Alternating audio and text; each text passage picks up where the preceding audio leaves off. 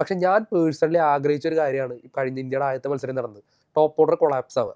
കാരണം India top order ഇങ്ങനെ completely collapse ആയി കഴിഞ്ഞാൽ middle order, lower order, especially ഇന്ത്യയുടെ ലോവർ ഓർഡർ, അതായത് ഹർദിക് പാണ്ഡ്യ, റിങ്കു സിംഗ്, ശിവം ദൂബെ അടങ്ങിയിട്ടുള്ള ആ ഒരു ലോവർ ഓർഡർ, അക്സർ പട്ടേൽ അടങ്ങിയിട്ടുള്ള ആ ലോവർ ഓർഡർ ഇന്ത്യനെ എന്ത് ചെയ്യും അല്ലെങ്കിൽ എങ്ങനെ സ്കോർ മുന്നോട്ട് പോകുന്നത് ഞാൻ ഭയങ്കര ക്യൂരിയസ് ആയിട്ട് നോക്കിക്കൊണ്ടിരുന്ന കാര്യമാണ്. എസ്പെഷ്യലി ഇവരെല്ലാവരും നല്ല ടാലന്റ് ബാറ്റേഴ്സാണ്. അപ്പോൾ 8ഓളം ബാറ്റ്സ്മാൻമാർ ഇന്ത്യക്ക് ഉണ്ട്, പ്യുവർ ബാറ്റ്സ്മാൻമാർ ഇന്ത്യക്ക് ഉണ്ട്. അപ്പോൾ ഈ ടോപ്പ് ഓർഡർ തകർന്നിട്ട് ഇന്ത്യയുടെ ലോവർ ഓർഡറിൽ ഇന്ത്യനെ എങ്ങനെ കളിക്കും എന്ന് കാണാനായിട്ട് ഞാൻ പേഴ്സണലി ക്യൂരിയസ് ആയിരുന്നു. അതുപോലെ തന്നെ ഇന്ത്യയുടെ ടോപ്പ് ഓർഡർ ആയിരുന്നു സൂര്യകുമാർ യാദവ് ഒരറ്റം നിൽക്കുന്നു.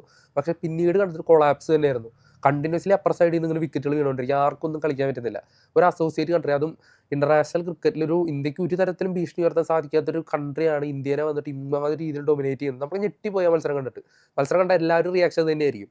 ഒരു 120, 130 ഇന്ത്യൻ ടോട്ടൽ ഒതുങ്ങും എന്ന് നമ്മൾ എല്ലാവരും എക്സ്പെക്ട് ചെയ്ത് കളി. സൂര്യകുമാർ യാദവിന്റെ ഒരു അദ്ദേഹം കേപ്പബിൾ ആണ്. അദ്ദേഹത്തിന്റെ ഒരു one of the best innings തന്നെ അദ്ദേഹം കളിച്ചതുകൊണ്ട് 160 മുകളിലോട്ടുള്ള ഒരു ടാർഗറ്റ് ഇന്ത്യ എടുക്കുകയും അത് അവർക്ക് എത്തിപ്പിടിക്കാൻ പറ്റാതെയാണ് ചെയ്തത്. പക്ഷേ ഈ ഒരു ബോളിംഗ്, അതായത് നമ്മുടെ US ടീമിന്റെ ബോളിംഗ് തീർച്ചയായിട്ടും അഭിനന്ദനം അറിയിക്കുന്നുണ്ട്. കാരണം ഇന്ത്യയുടെ ഈ ഒരു ടോപ്പ് ബാറ്റിംഗ് ഓർഡർ, അതായത് ഏറ്റവും മികച്ച ഓൾറൗണ്ടർ, ഏറ്റവും മികച്ച T20 ബാറ്റ്സ്മാൻ, അല്ലെങ്കിൽ T20 ക്രിക്കറ്റിൽ തന്നെ ഏറ്റവും ഫൈനസ്റ്റ് ആയിട്ടുള്ള ബാറ്റിംഗ് ലൈനപ്പിനെ ഒന്നുമല്ലാതെ ആക്കി തീർക്കുക എന്നൊക്കെ പറയുന്നത് ചില്ലറ കാര്യമല്ല. അത് USA ടീം അവർ ഇന്ത്യയുടെ മുന്നേ കളിച്ചിട്ട് അടുത്ത കാലത്തൊന്നും കളിച്ചിട്ടില്ല അവർ.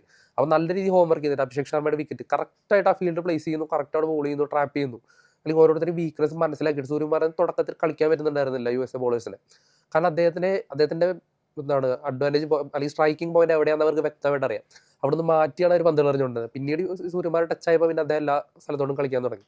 അതുപോലെ ഓരോ ബാറ്റ്സ്മാൻ ശിവം ദുബേനൊക്കെ പുറത്താക്കിയുള്ള ആ ഒരു ബോളൊക്കെ വളരെ ബ്രില്യൻ്റ് ആയിട്ടുള്ള ഒരു, അതുപോലെ ഹർദിക് പാണ്ഡ്യക്ക് ഒന്നും ചെയ്യാൻ പറ്റാത്തൊരു സിറ്റുവേഷൻ ആയിരുന്നു. പിന്നെ ബുംറ ഇല്ലാത്ത ഇന്ത്യൻ ബോളിംഗ് 190 പോലും സേഫ് അല്ലാത്ത ഡ്യൂ ഉള്ള ഈ പിച്ചിൽ ജയിക്കുമെന്ന് നമുക്കൊരു സംശയം ഉണ്ടായിരുന്നു. പക്ഷേ ഇന്ത്യൻ ബോളിങ്ങിന്റെ അത് ഹർഷദീപ് സിംഗ് അവസരത്തിന് ഉയർന്നു. പിന്നെ ബുംറ അല്ലെങ്കിൽ സിറാജ് ഫോമാണല്ലോ, അത് എല്ലാവർക്കും അറിയുന്ന കേസാണ്. സിറാജ് നന്നായിട്ട് എറിഞ്ഞു, അതുപോലെ Varun Chakravarthy. But still USA team India പേടിപ്പിച്ചു, വിറപ്പിച്ചു എന്ന് തന്നെ പറയാം. അപ്പോൾ എന്തായാലും ഫസ്റ്റ് മത്സരം ഇങ്ങനെയായിരുന്നു എന്തായാലും നന്നായി. അപ്പോൾ ആ ഒരു ഓവർ കോൺഫിഡൻസ്, പലരും പറഞ്ഞു ഈ അഹമ്മദാബാദ് ട്രാജഡി ആവർത്തിച്ചില്ലെങ്കിൽ ഇന്ത്യക്ക് തന്നെയായിരിക്കും കപ്പെന്ന്. അപ്പോൾ എപ്പോഴും നമ്മൾ വളരെ സെറ്റായ ടീമായിട്ട് ചെല്ലുമ്പോൾ നോക്കൗട്ട്സിൽ നമുക്ക് കാലിടറിയിട്ട് നമ്മൾ വീഴാറാണ് പതിവ്. അപ്പോൾ എന്തായാലും ഫസ്റ്റ് മത്സരം ഇങ്ങനെയത് എന്തുകൊണ്ട് നന്നായി. അപ്പോൾ ഇനിയുള്ള മത്സരങ്ങൾ ഇന്ത്യ കുറച്ചുകൂടി കോഷ്യസ് ആയിരിക്കും. നമുക്ക് ഇങ്ങനൊരു വന്നു കഴിഞ്ഞാൽ ബാക്കിയുള്ള പ്ലേയേഴ്സ് എങ്ങനെ അത് മാനേജ് ചെയ്യുന്നത്. റിങ്കു സിംഗിന്റെ കേസ് എസ്പെഷ്യലി, കാരണം റിങ്കു സിംഗ് കുറെ ആയി ഒന്ന് പ്രൂവ് ചെയ്യുന്നില്ല അദ്ദേഹത്തിന്റെ ആ റെസ്പോൺസിബിലിറ്റി, അല്ലെങ്കിൽ അദ്ദേഹം 2 വർഷം മുന്നേ എങ്ങനെയാണ് കളിച്ചത് ആ ഒരു രീതിയിലോട്ട് അദ്ദേഹം വരുന്നില്ല.